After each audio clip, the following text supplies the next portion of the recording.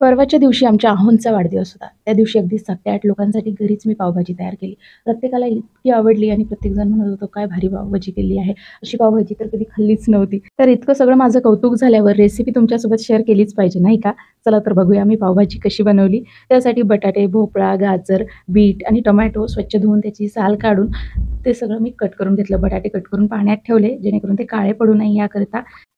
तर माझ्याकडे जेवढ्या भाज्या उपलब्ध होत्या तेवढ्या मी इथे घेतलेल्या आहेत. तुम्ही यामध्ये ॲड देखील करू शकता. भाज्या कट करून स्वच्छ धुवून घेतल्या की कुकरमध्ये घालायच्या.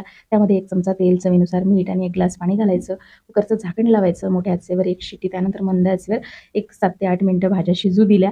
त्यानंतर इथे मी कांदे, लसूण, आलं आणि 2 हिरव्या मिरच्या घेतल्या. कांद्याची साल काढून कांदे देखील बारीक आपल्याला इथे पावभाजीसाठी कट करून घ्यायचे. तर मी इथे चॉपरचा वापर केला.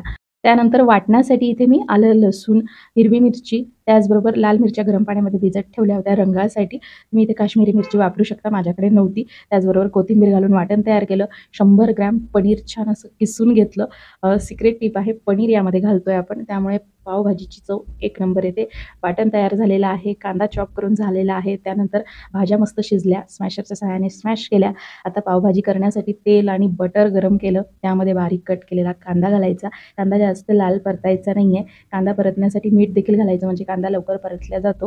कांदा हलकासा गुलाबी रंगावर परतून घेतला की त्यामध्ये तयार केलेलं वाटण घालायचं. चांगलं तेल सुटेपर्यंत परतून घ्यायचं. त्यानंतर यामध्ये अगदी थोडीशी हळद घालायची. त्यानंतर लाल तिखट चवीप्रमाणे, पावभाजी मसाला घालायचा आहे आणि मसाले चांगले तेल सुटेपर्यंत परतून घेतले की यामध्ये शिजवलेल्या भाज्या घालायच्यात आणि पनीर घालायचं आहे.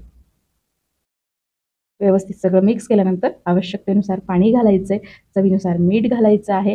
झाकण ठेवून मोठ्या आचेवर चांगली खळखळून उकळी काढली की यामध्ये लिंबाचा रस पिळायचा. परत उकळीमध्ये पावभाजी मसाला आणि थोडीशी साखर घालायची, म्हणजे सगळ्या चवी छान बॅलन्स होतात. आणि मंद आचेवर ही पावभाजी 10-15 मिनिटं शिजू द्यायची, म्हणजे मस्त सगळ्या चवी छान एकत्र होऊन पावभाजी एकदम भारी तयार होते. पावभाजी शिजते आहे तोपर्यंत इथे बटर लावून पाव गरम करून घेतलेले आहेत. तर इथे पाव देखील आपले छान भाजून झालेले आहेत आणि पावभाजी देखील मस्त अशी तयार झाली. सगळ्यात शेवटी काय करायचंय, परत एक सिक्रेट टिप, यामध्ये बटर घालायचं 1 चमचा आणि 1 चीज स्लाईस घालत आहे. स्लाईस नसेल तुमच्याकडे तर चीज किसून घालू शकता. कोथिंबीर घालायची आणि परत 1 मिनिटं हे होऊ द्यायचं आहे. चीज मेल्ट झालं की नंतर गॅस बंद करायचा. व्यवस्थित एकदा हलवून घ्यायचं, भरपूर कोथिंबीर घालायची आणि तुमची ही पावभाजी तयार होते. बघू शकता मस्त घट्ट झाली आहे, चवीला अप्रतिम, दिसायला सुंदर. तर तुम्ही पण माझ्या पद्धतीने एकदा ही पनीर चीज पावभाजी नक्की करून पहा. तुमच्या घरी अगदी लहानांपासून मोठ्यांना सगळ्यांना आवडेल. तर एकदा माझ्या पद्धतीने ही पावभाजी नक्की करून पहा आणि रेसिपी आवडल्यास नक्की फॉलो करा. धन्यवाद.